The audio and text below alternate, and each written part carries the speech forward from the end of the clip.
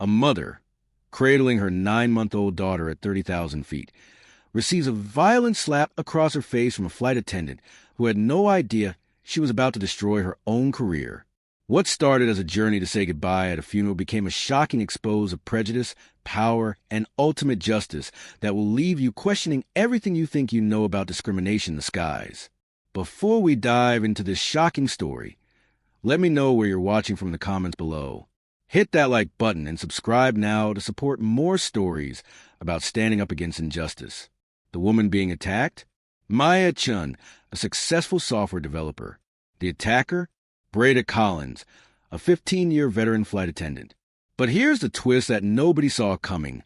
Maya's husband owns the entire airline, and he was sitting just one row behind, witnessing every horrifying moment unfold. Stick around, because what happens next will absolutely blow your mind. To understand the magnitude of what's about to happen, we need to go back to where this story truly begins. Not on that airplane, but in a modest apartment in Nashville, Tennessee, where Maya Chun received a phone call that would change everything. It was 2:15 in the morning when Maya's phone buzzed against her nightstand. The caller ID showed Peter's name, and something in her gut told her this wasn't going to be good news. Her husband's voice was strained, barely holding back emotion as he delivered the words she'd been dreading yet somehow expecting. Maya, it's Mom. She had a massive heart attack. She's gone. Now, you might expect Maya to break down, to cry, to feel overwhelming grief. But instead, she felt something else entirely, a hollow emptiness mixed with confusion. How do you mourn someone who never truly accepted you? How do you grieve for a woman who, for 3 long years, referred to you as that Asian girl when she thought you weren't listening? Maya Chun wasn't just any woman.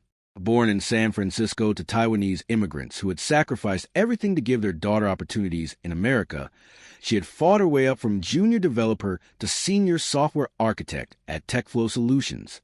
She earned 6 figures, spoke 3 languages fluently, and could debug complex code that left her colleagues scratching their heads.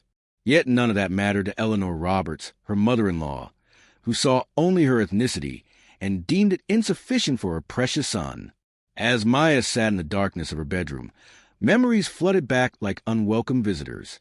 She remembered her wedding day, what should have been the happiest day of her life. When Eleanor offered her the most perfunctory handshake instead of an embrace, her lips pressed into a thin line of disapproval.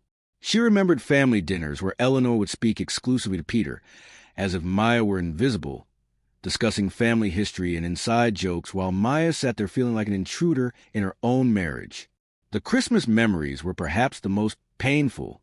Eleanor would arrive with carefully wrapped presents for everyone. Peter's cousins, his brother's children, even a family dog received a gift. But there was never anything under the tree with Maya's name on it. When Maya finally worked up the courage to ask Peter about it, he made excuses. Mom's old-fashioned, he'd say, or she'll come around eventually. But she never did. Now, as Maya looked down at her sleeping daughter Lily, just 9 months old with her father's blue eyes and her mother's delicate features, she whispered words that broke her own heart. Your grandma never got to know how amazing you are, sweetheart. She never even tried. Peter's voice crackled to the phone from Dallas, where he'd flown for an emergency business meeting the day before. The funeral's in 3 days. I'm trying to catch the earliest flight out, but with this merger falling through, I might not make it back in time to travel with you. I'm so sorry, Maya. I know how difficult this is going to be. And that's when Maya made a decision that would set everything in motion.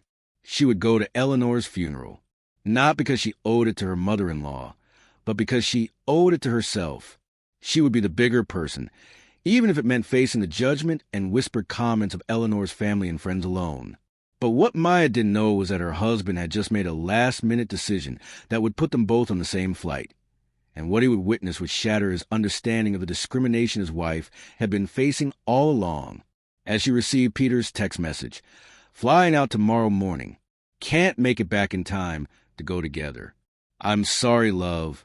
Maya had no idea that her journey to Texas would become a testament to resilience in the face of prejudice, and that the world would soon learn exactly who she was married to. The next morning arrived gray and drizzling, matching Maya's mood as she prepared for what would become one of the most challenging days of her life. She carefully packed her black funeral dress, the one Peter had complimented her in just months before his colleague's memorial service. She gathered Lily's travel essentials, diapers, formula, extra clothes, and her favorite stuffed elephant that she couldn't sleep without. But there was one more thing Maya did that morning, something that spoke to the kind of person she truly was. She stopped at a florist and spent $47 on a beautiful arrangement of white lilies, Eleanor's favorite flower. Despite years of cold shoulders and subtle rejection, Maya Chin was determined to honor her mother-in-law's memory with grace. The drive to Nashville International Airport was uneventful, but Maya's anxiety was building with each mile. Traveling alone with a baby was challenging enough, but doing so while dealing with grief and knowing she'd be facing Eleanor's family, people who had never fully accepted her, made her stomach churn.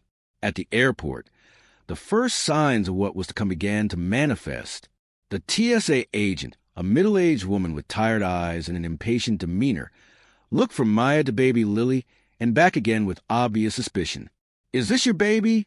she asked, examining Maya's identification. "Yes, she's my daughter," Maya replied, maintaining her composure despite the familiar sting of the question. "You're sure this is your baby?" the agent pressed, holding up Lily's birth certificate. "She doesn't really look like you."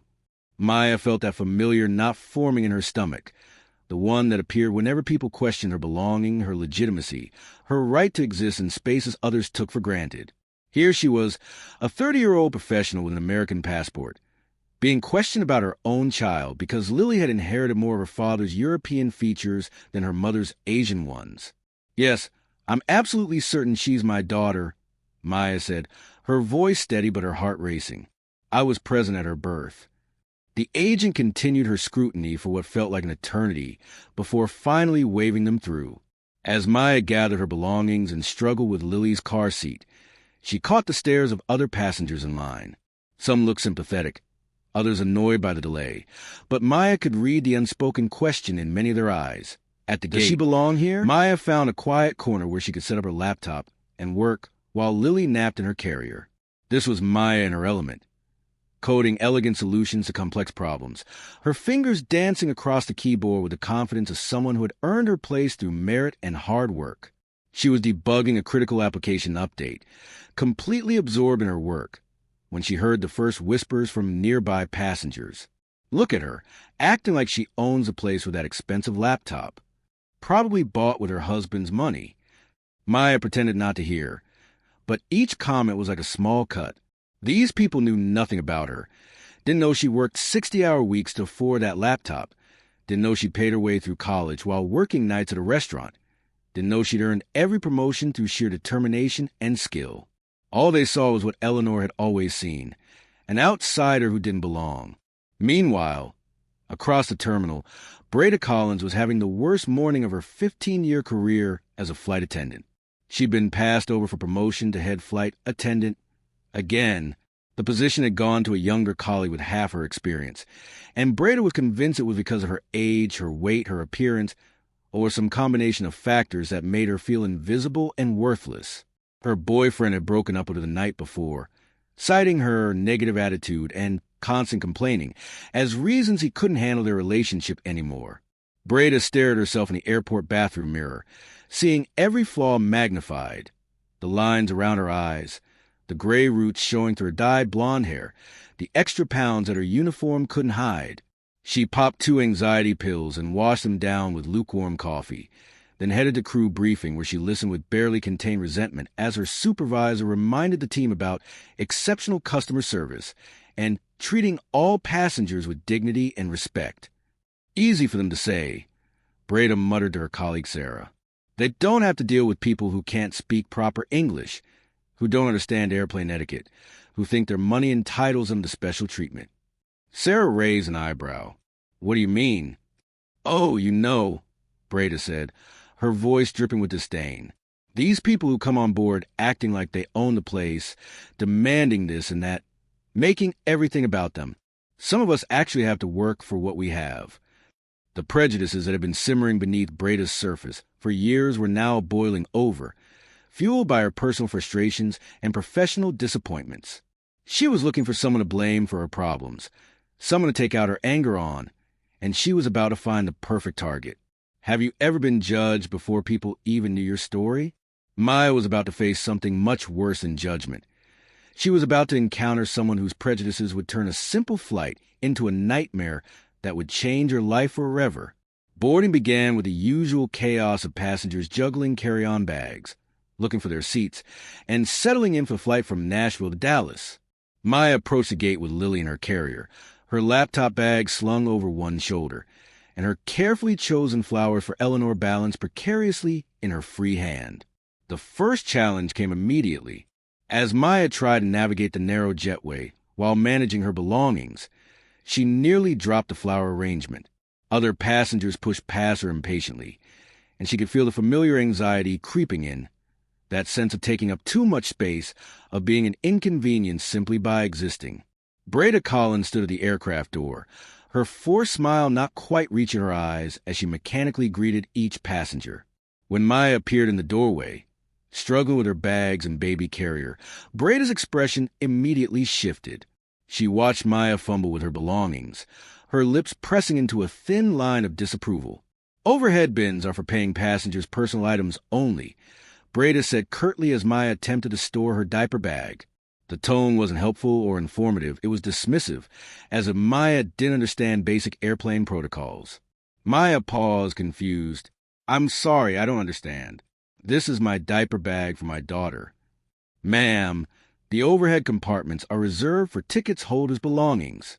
If you need to store baby items, you'll need to keep them at your seat." Maya felt heat rise in her cheeks. She was exhausted, emotional, and now being treated like she was trying to take advantage of something she wasn't entitled to. Quietly, she reached into her purse and pulled out her boarding pass, holding it up for Breda to see. "I have a first-class ticket," Maya said politely. "My husband upgraded me."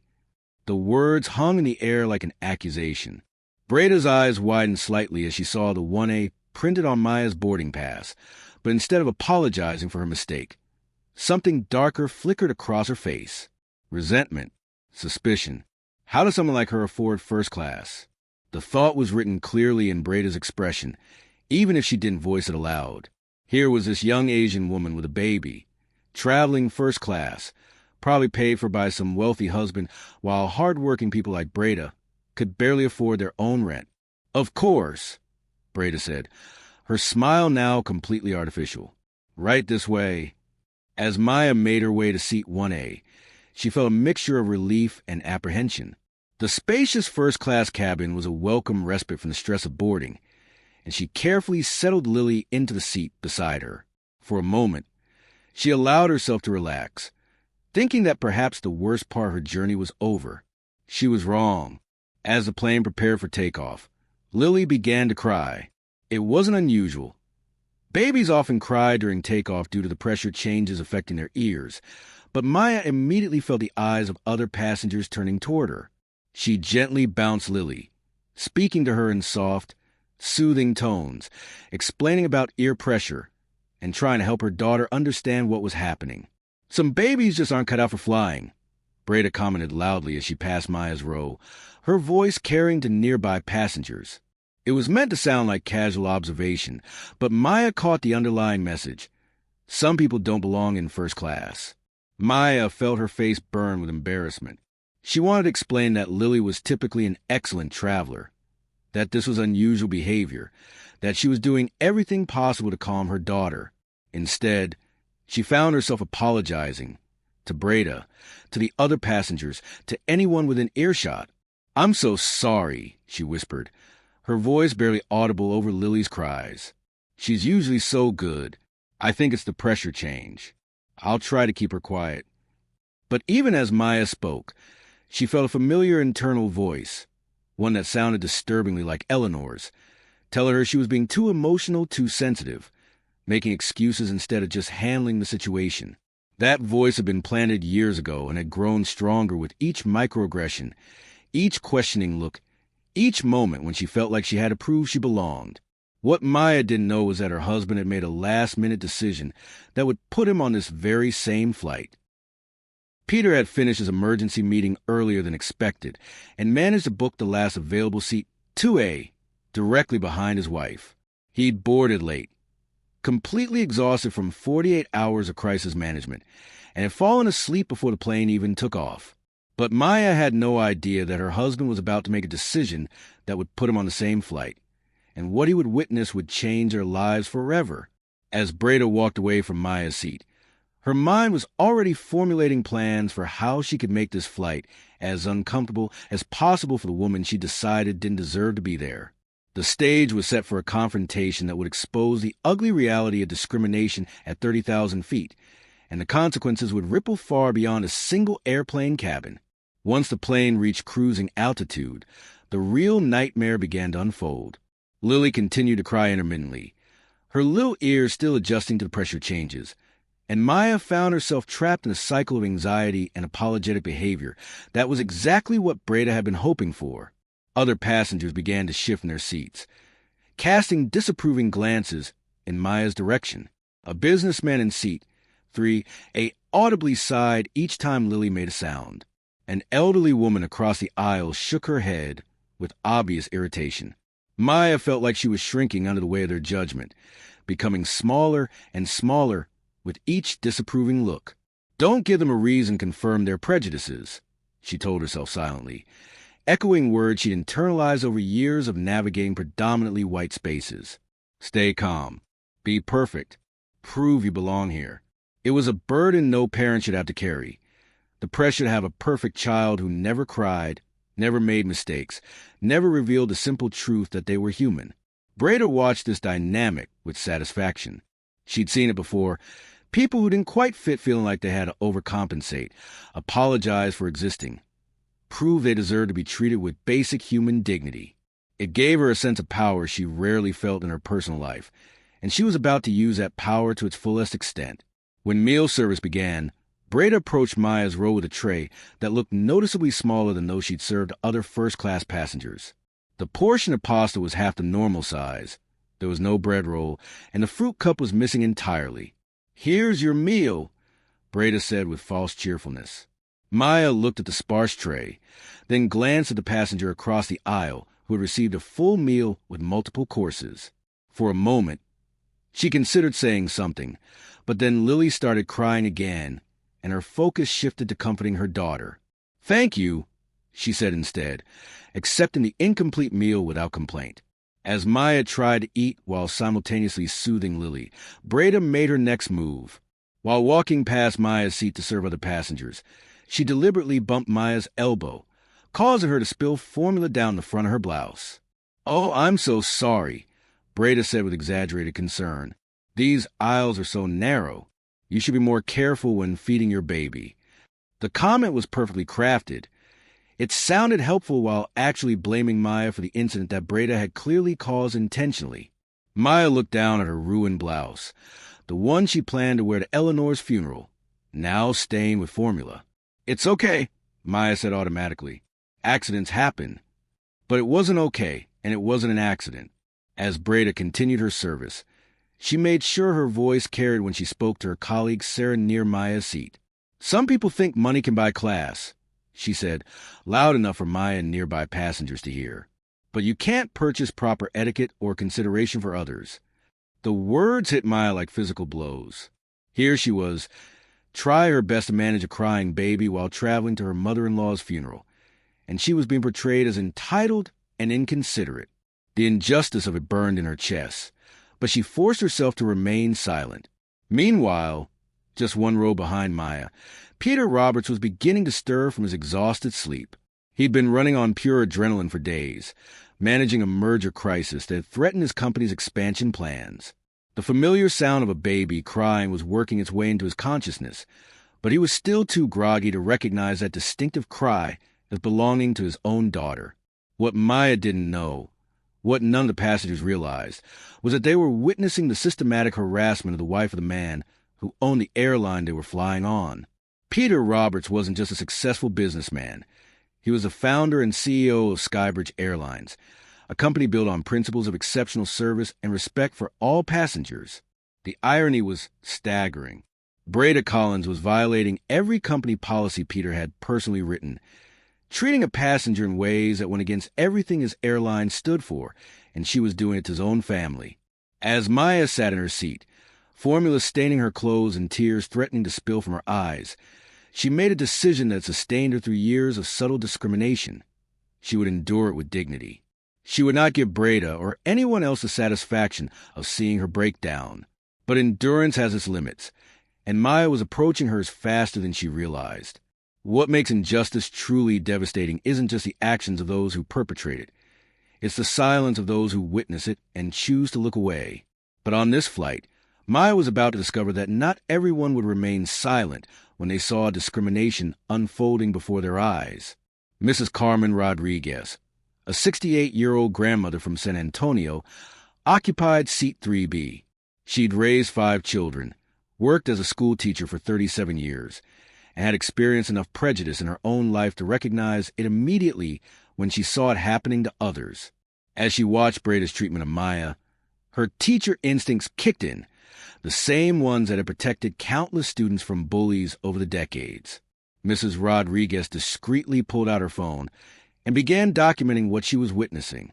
She'd learned from her own granddaughter, a social media-savvy college student, that sometimes the only way to combat injustice was to make it visible to the world.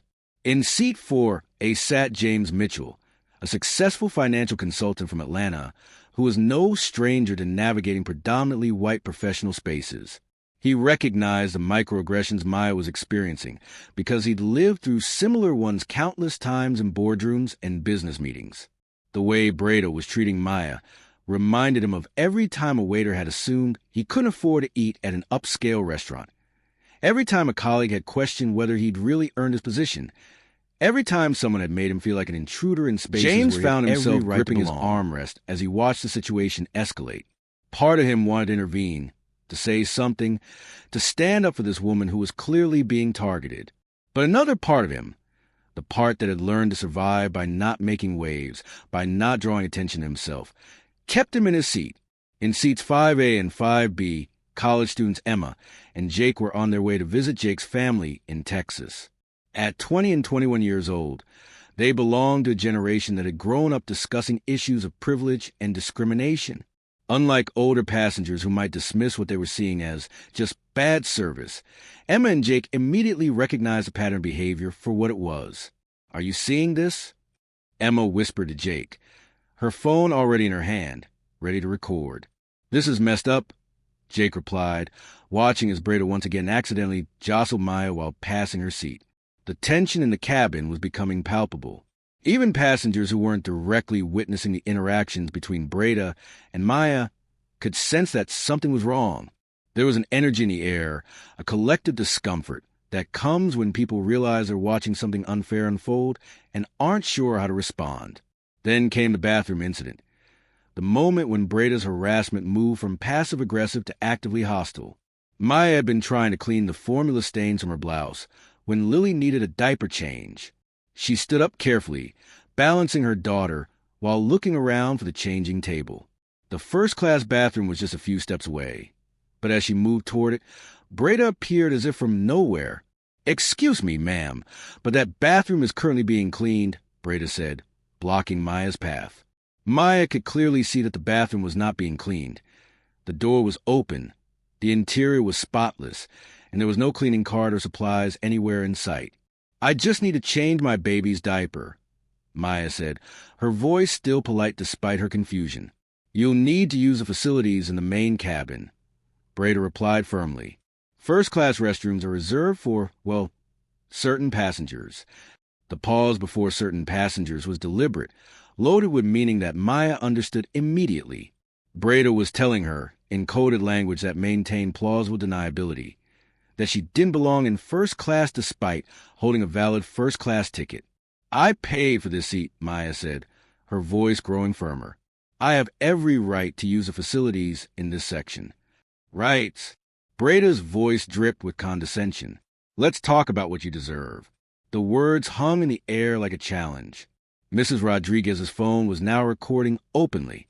James Mitchell was leaning forward in his seat, his jaw clenched with anger. Emma and Jake were capturing everything, their generation's instinct to document injustice in action.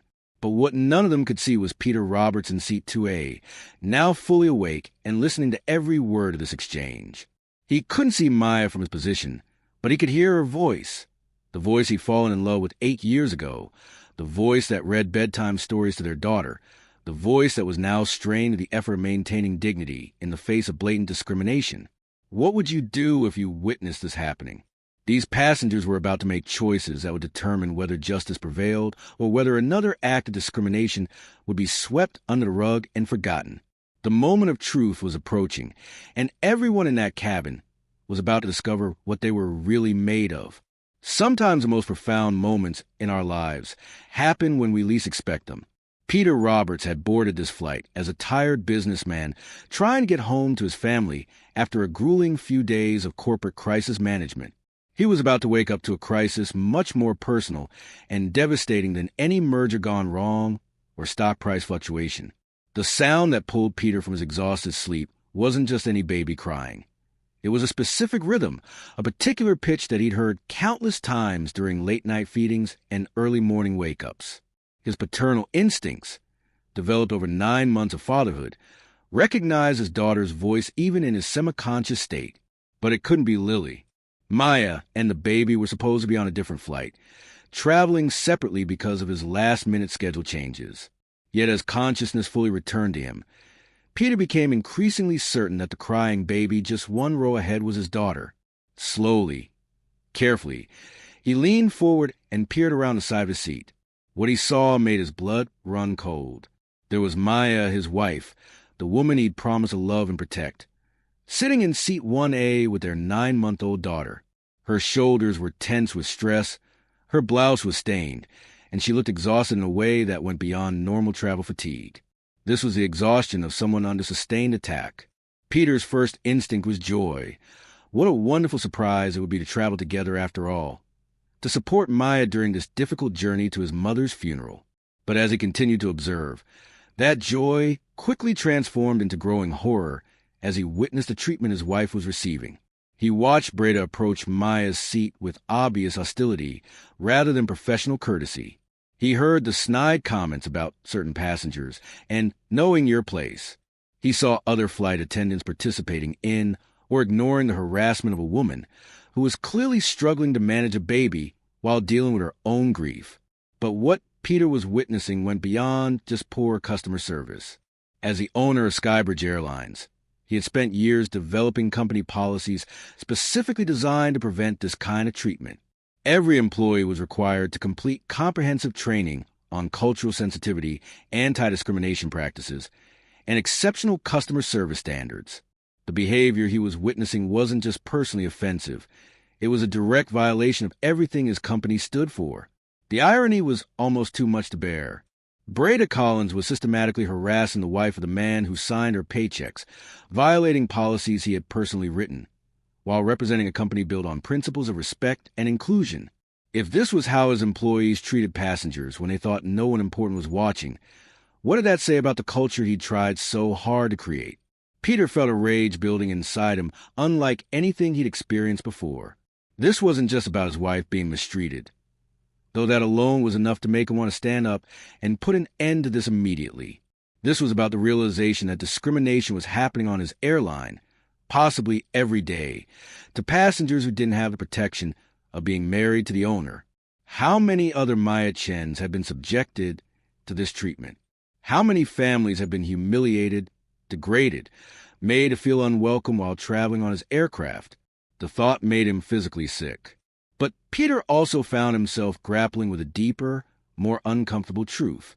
Had he been naive about the experiences of people like Maya, people of color, immigrants, anyone who didn't fit the traditional image of what an airline passenger was supposed to look like? Had his privilege as a white male business owner blinded him to realities that his wife had been living with every day? As he watched Maya try to maintain her composure while asking for basic dignity, the right to use a bathroom she'd paid to access, the right to care for a child without harassment, Peter realized that this moment would define not just their marriage, but his understanding of what it meant to truly stand up for justice. The critical moment came when Maya requested help with changing Lily's diaper. Peter watched his daughter squirm uncomfortably in her soiled clothes while Breda delivered her cruel response. "Maybe you should have thought about that before bringing a baby on a flight." Peter's hands clenched into fists. His own mother had just died. His wife was traveling to pay respects to a woman who had never accepted her, and now she was being treated like a second-class citizen while caring for their child. The intersection of personal grief and professional outrage was creating a perfect storm of emotion that Peter was struggling to contain. He could hear other passengers beginning to murmur their disapproval. He could see phones being raised to record what was happening. A situation that had started as personal harassment was about to become a very public relations nightmare for his company. But more than that, it was about to become a defining moment for his marriage and his family. How he responded to watching his wife be discriminated against would determine what kind of husband he truly was, what kind of father he wanted to be to his daughter, and what kind of leader he would be for his company. The moment of decision was approaching, and Peter Roberts was about to discover that sometimes the most important business meeting of your life happens at 30,000 feet, when someone attacks the person you love most in the world. Every person has a breaking point. That moment when dignity demands action, when silence becomes complicity, when the choice between peace and justice becomes unavoidable. For Maya Chun, that moment was about to arrive in the most devastating way possible. Lily's diaper situation had gone from uncomfortable to urgent. What started as a wet diaper had become what every parent dreads, a complete blowout that had soaked through her clothes and onto Maya's lap. The smell was unmistakable. Other passengers were beginning to notice and complain, and Maya found herself in the impossible position of needing immediate help while being systematically denied basic human courtesy. She approached Breda with as much politeness as she could muster, her voice barely above a whisper as she tried to handle the situation discreetly. "Excuse me, I'm so sorry to bother you, but my daughter has had an accident, and I desperately need access to the changing table and some supplies to clean her up." Breda looked at Maya with undisguised disgust, as if the very presence of a soiled baby was a personal affront to her sensibilities. "I'm not your personal nanny," she snapped, her voice loud enough to carry throughout the first-class cabin. "Some of us have to work for what we have, instead of expecting others to clean up our messes." The comment was loaded with implications, that Maya was lazy, entitled, accustomed to having others solve her problems. It ignored the reality that Maya was a working mother asking for basic assistance that any flight attendant should provide to any passenger dealing with a child care emergency. Maya stood up carefully, holding her soiled daughter, feeling the stares of other passengers and the weight of judgment pressing down on her shoulders. Her funeral dress was now stained with formula and baby waste. Her carefully planned appearance for Eleanor's memorial service was ruined. But more than that, her sense of basic human dignity was being systematically destroyed by someone whose job was supposed to be serving passengers. "I've been patient," Maya said, her voice growing stronger despite her exhaustion. "But this is unacceptable. I'm a paying passenger requesting assistance with a basic need. I have a first-class ticket, and I expect to be treated with the same respect as any other passenger." The words hung in the air like a challenge. Around the cabin, other passengers were now openly watching the confrontation unfold. Mrs. Rodriguez had her phone out, recording everything. James Mitchell was leaning forward, his earlier hesitation replaced by obvious anger at what he was witnessing. Emma and Jake were capturing the entire exchange, their generation's instinct for documentation in full force.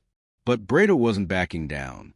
If anything, Maya's assertion of her rights seemed to inflame her further.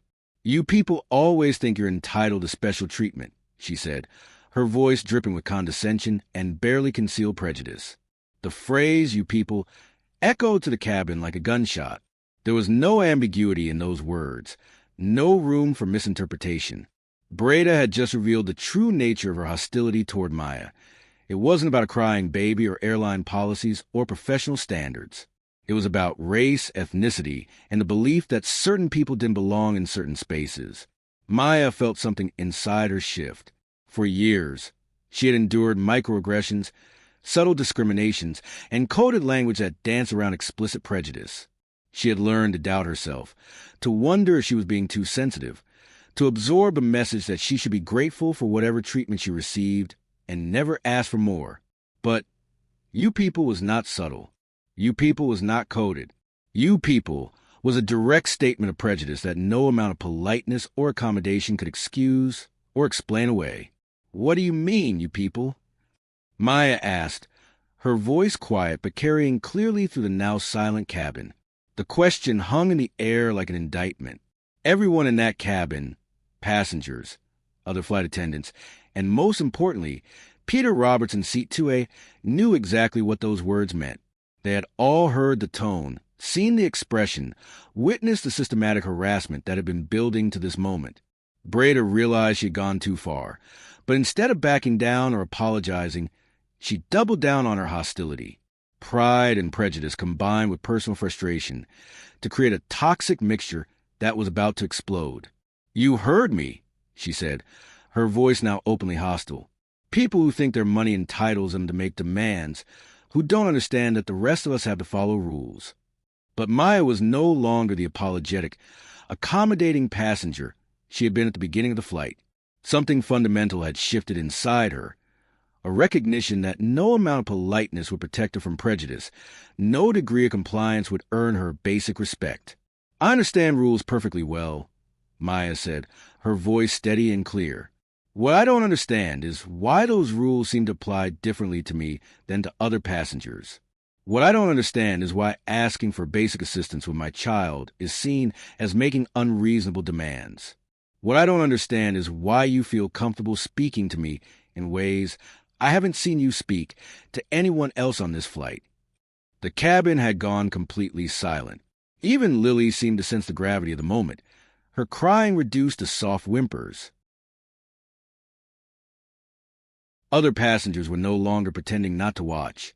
They were openly staring, some with phones out, all of them witnesses to a confrontation that had moved far beyond customer service complaints into something much more serious. Behind Maya, in seat 2A, Peter Roberts was gripping his armrest so tightly his knuckles had gone white. He was watching his wife, the woman he loved, the mother of his child, his partner in life, being subjected to treatment that violated every principle he believed in. The urge to intervene was overwhelming, but something held him back. Perhaps it was a recognition that Maya needed to fight this battle herself, that his intervention might somehow diminish her agency in the moment. Or perhaps it was the businessman in him recognizing that he needed to witness the full extent of what was happening before he could properly address it. But his restraint was about to be tested beyond its limits. Breda, realizing that she had lost control of the situation and that her prejudices were now on full display for an entire cabin of witnesses, made a decision that would end her career and change everything that followed. "Your baby is disrupting in my cabin," she said, emphasizing the possessive pronoun as if Maya and Lily were invaders in territory that belonged exclusively to her. "You're making a mess, you're bothering other passengers, and you're acting like the world owes you something just because you managed to buy a first-class ticket." Maya tried to step around Breda to access the bathroom where she could clean up her daughter, but the flight attendant moved to block her path completely. "You're not going anywhere until you clean up this mess and control your child," Breda continued, her voice rising. "Some of us have standards." What happened next lasted only seconds, but the consequences would last forever. And Maya's husband was watching it all unfold, about to witness something that would shatter his understanding of the world his wife had been navigating alone. There are moments in life that divide everything into before and after, moments that strip away pretense and reveal the true nature of people's character, moments that force everyone present to choose what side of history they want to stand on. What happened next was one of those moments. Maya stood holding her daughter, both of them soiled and uncomfortable, facing a flight attendant who had transformed from a service professional into something much uglier. The barrier between them wasn't just physical. It was ideological, representing centuries of prejudice and power dynamics playing out at 30,000 feet. "Please just let me pass," Maya said, her voice carrying the exhaustion of someone who had endured too much for too long. "I need to clean up my baby. I'm not asking for anything unreasonable." But Breda wasn't hearing reason anymore. She was hearing what she perceived as defiance from someone she believed should be grateful for whatever treatment she received. In her mind, Maya's calm assertion of her rights was an act of aggression that needed to be put down. "You think because you married some wealthy white man, you can just waltz onto my airplane and make demands." The words came out in a rush of venom that had been building throughout the flight. "You think your money makes you better than people who actually work for a living? The accusation hung in the air like a toxic cloud. Breda had just revealed not only her racial prejudice, but also her assumptions about Maya's life, her marriage, and her right to exist in first-class spaces. Every stereotype, every prejudice assumption, every resentful thought had just been laid bare for an entire cabin of witnesses to hear. Maya felt something inside her break, not her spirit, but her patience for absorbing other people's hatred without response. "I work for a living," she said quietly. "I'm a software developer. I earn my own money to buy my own ticket. I don't need anyone's permission to exist, to travel, or to care for my child. And I certainly don't need to justify my marriage to you." The response was calm, factual, and devastatingly effective. Maya had just dismantled every assumption Breda had made about her, revealed the flight attendant's prejudices as baseless stereotypes, and asserted her fundamental right to dignity and respect. But instead of backing down in the face of this quiet strength, Breda felt something snap inside her. All of her personal frustrations, her failed relationships, her stalled career, her own insecurities about her place in the world, crystallized into rage toward this woman who seemed to have everything Breda felt she deserved. "Your baby is disrupting MY cabin," she screamed, her voice echoing through the aircraft. Maya tried one more time to step around Breda, holding Lily protectively while attempting to reach the bathroom. But as she moved, Breda's hand shot out in a movement that would be captured by multiple phone cameras and replayed around the world. The slap connected with Maya's cheek with a sound that seemed to echo through the entire cabin. For a split second, time seemed suspended, Maya's face snapping to the side from the impact, Lily crying out in surprise and fear, the entire first-class cabin frozen in shock at what they had just witnessed. Maya's free hand went to her cheek, her eyes wide with disbelief. She instinctively pulled Lily closer to her body, protecting her daughter even as she processed what had just happened. A flight attendant, a person in a position of authority and trust, had just physically assaulted a passenger holding a baby. The cabin erupted. Mrs. Rodriguez was immediately on her feet, her phone capturing everything as she shouted, "She just hit a mother holding a baby. Did everyone see that?" She assaulted a passenger. James Mitchell jumped up from his seat, his earlier hesitation completely gone. "That's assault. You can't put your hands on passengers."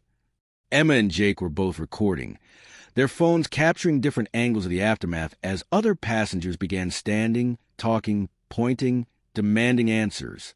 But through all the chaos, one voice cut through everything else with the authority of barely contained fury. "That's enough." The voice belonged to Peter Roberts, and it carried the weight of a man who had just watched someone assault his family. He stood up from seat 2A, his 6-foot frame imposing as he stepped into the aisle, his businessman's composure barely containing the rage of a husband and father. Breda turned toward him, confusion and irritation clear on her face. She was still operating under the assumption that she was dealing with unruly passengers rather than facing the consequences of her actions. "Sir, please return to your seat," she said with what remained of her professional authority. "This situation is under control." Peter took a step closer, his voice deadly quiet when he spoke. "Under control? You just assaulted a passenger. You just struck a woman holding a baby. And that woman happens to be my wife." The words hit the cabin like a thunderbolt. Breda's face went through a rapid succession of expressions, confusion, disbelief, and then dawning horror as she looked from Peter to Maya and back again. "Your wife?" she stammered. But in that moment, with those simple words, "your wife?" Breda Collins realized that her world was about to collapse. But she still didn't understand the full magnitude of what she had done, the complete scope of the disaster she had created for herself.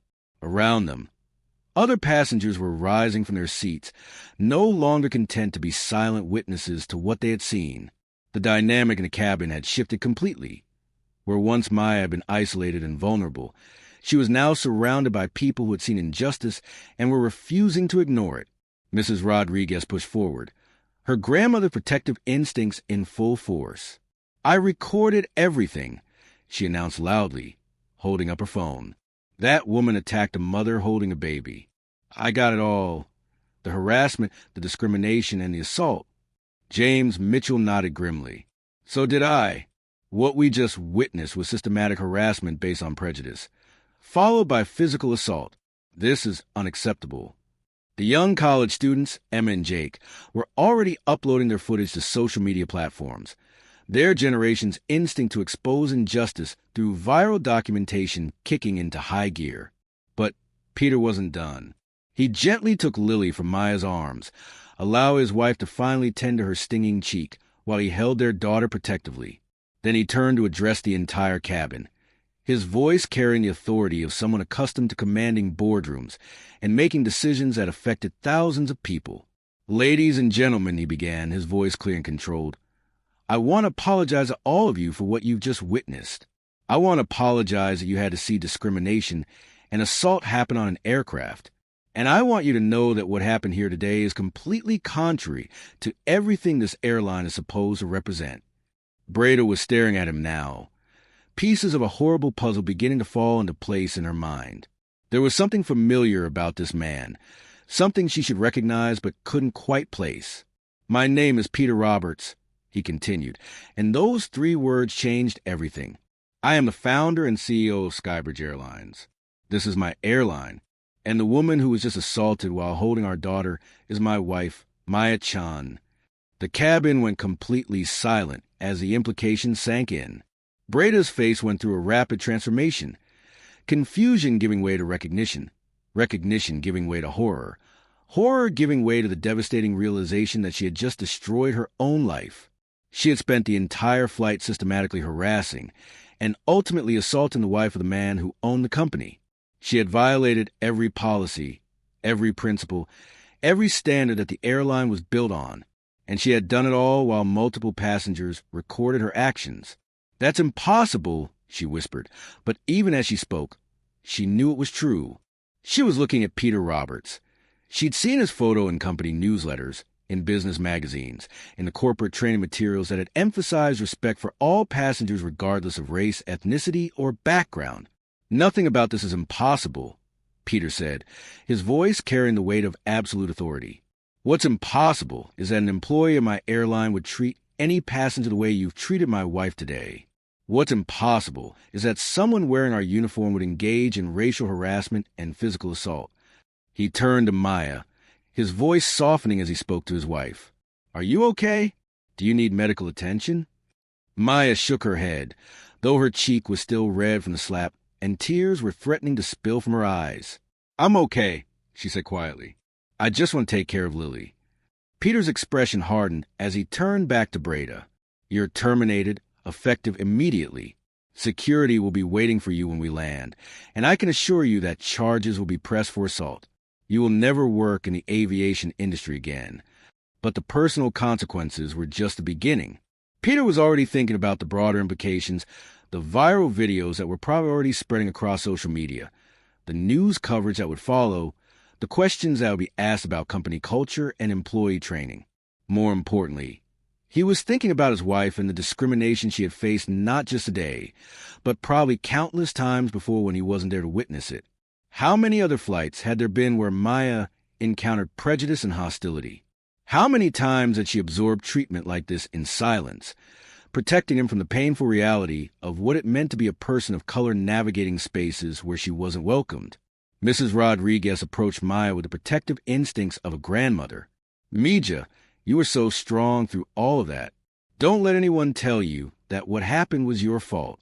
That woman's behavior was inexcusable."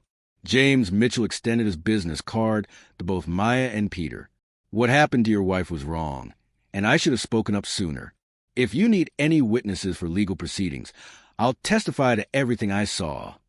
The cabin had become a community united by their shared witness to injustice and their collective refusal to let it stand. But even as passengers rallied around Maya and condemned Breda's actions, the deeper questions remained. How many other Maya Chens were out there, facing discrimination without protection of being married to the airline owner?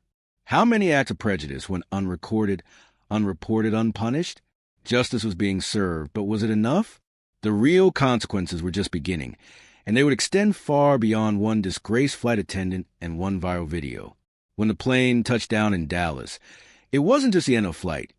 It was the beginning of a reckoning that would ripple through the aviation industry and spark conversations about discrimination that would reach far beyond a single airplane cabin. Airport security was waiting at the gate, just as Peter had promised. 2 officers boarded the aircraft and escorted Breda Collins off in handcuffs while passengers watched in silence. The woman who had wielded her authority so cruelly just hours before now looked small and defeated, the weight of her actions finally settling on her shoulders. But before she was led away, several passengers made sure their voices were heard. "I recorded everything," Mrs. Rodriguez announced to the officers. "That woman harassed and assaulted a passenger holding a baby. I have it all documented." James Mitchell stepped forward with his business card. "I'm a witness to systematic discrimination, followed by assault. I'll provide testimony for any legal proceedings." Even Emma and Jake, the college students, offered their recordings to ensure that what they had witnessed would not be dismissed or forgotten. As Breda was led through the jetway, she looked back once at Maya, who was gently bouncing Lily while Peter gathered their belongings. There was no apology in Breda's expression, no recognition of the harm she had caused, only resentment and self-pity, the final confirmation that her actions had come from a place of genuine prejudice rather than misunderstanding. The contrast between the 2 women couldn't have been starker. Breda, bitter and defeated, being led away in handcuffs. Maya, dignified despite everything she had endured, comforting her daughter while preparing to attend a funeral for a woman who had never accepted her. As the cabin emptied, passengers approached Maya and Peter with words of support that revealed how deeply the incident had affected everyone who witnessed it.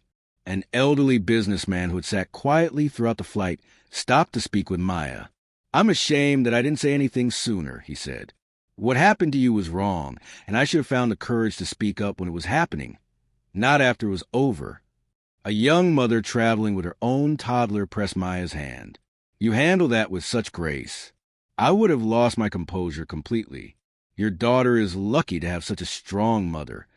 But perhaps the most meaningful interaction came from James Mitchell, who lingered after other passengers had left. "What happened to you today brought back memories of things I've experienced," he told Maya quietly. "The difference is that I've never had anyone in a position of power witness what I was going through and take action. Your husband's response gives me hope that change is possible."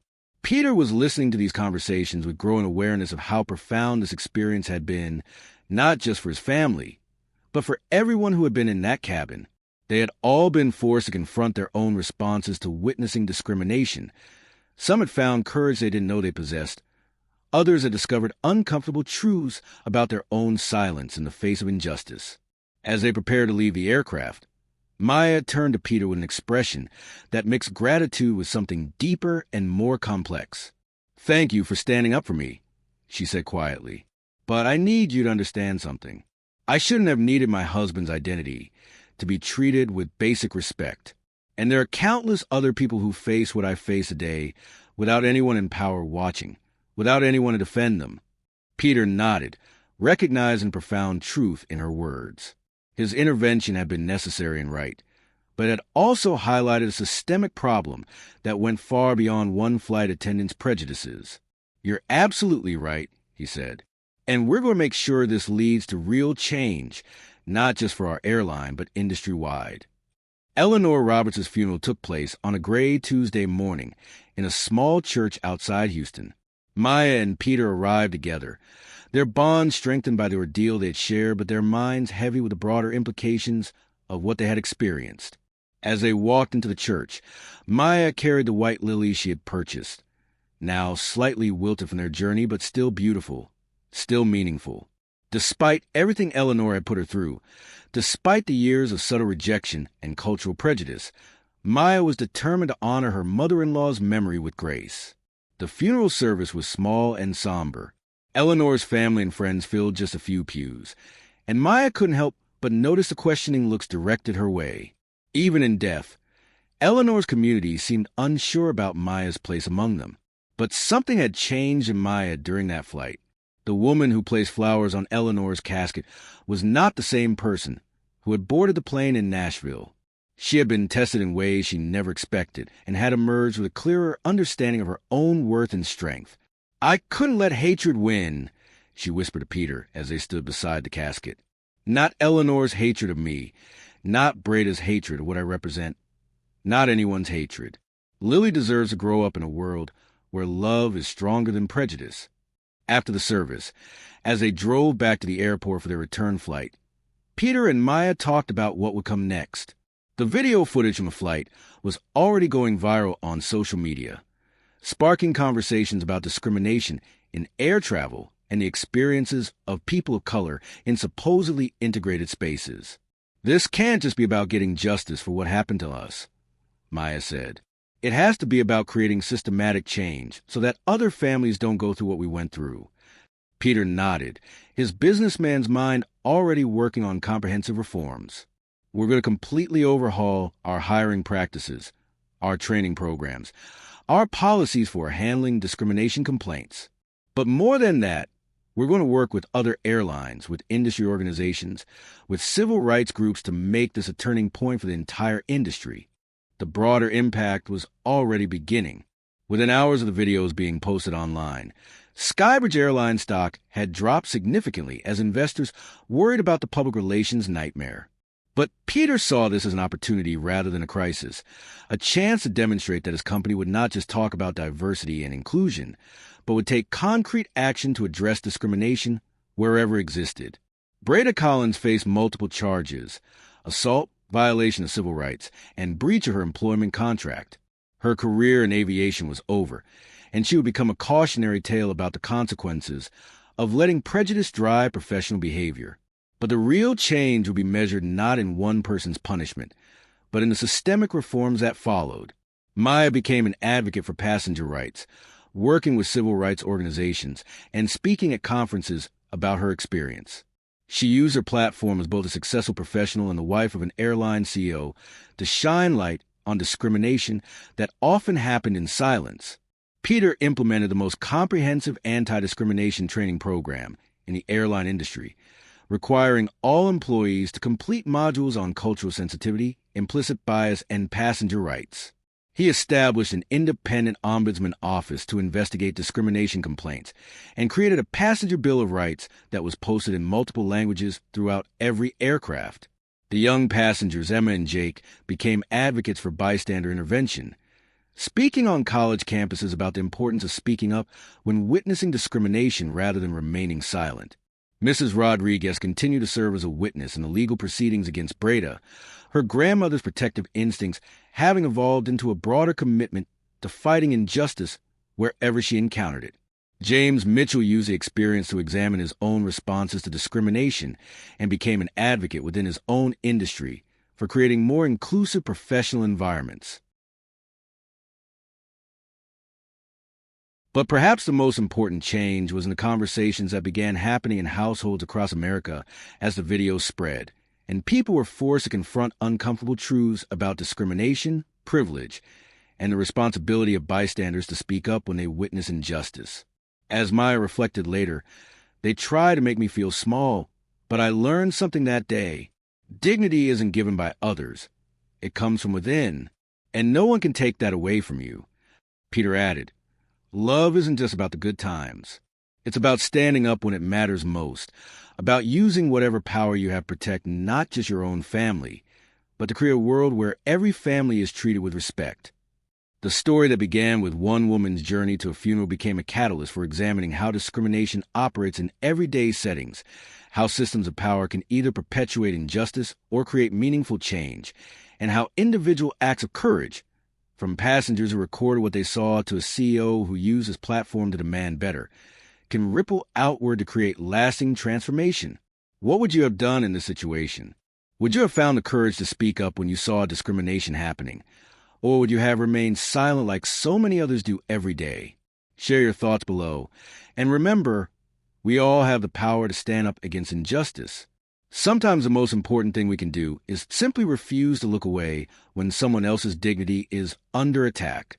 The question isn't whether discrimination exists. Maya's experience proves that it does, often in subtle forms that build up over time before exploding into moments of shocking clarity. The question is what we choose to do when we witness it, and whether we're willing to use our voices, our phones, our presence to ensure that justice prevails over prejudice. Because in the end, this story isn't just about one flight attendant who let her prejudices destroy her career, or one family who found their voice in the face of discrimination. It's about all of us and the choices we make when we're faced with the opportunity to either perpetuate injustice through our silence or challenge it through our courage. The next time you witness discrimination, and there will be a next time, because these incidents happen far more often than most people realize. Remember Maya Chun. Remember the passengers who chose to record and speak up. And remember that your voice has the power to change someone's life. Justice isn't just about punishment after the fact. It's about creating a world where people like Maya don't have to endure systematic harassment just to travel to their mother-in-law's funeral. It's about building systems where everyone is treated with dignity regardless of their race, their accent, their appearance, or their background. And it starts with each of us refusing to be silent when we see wrong being done to others.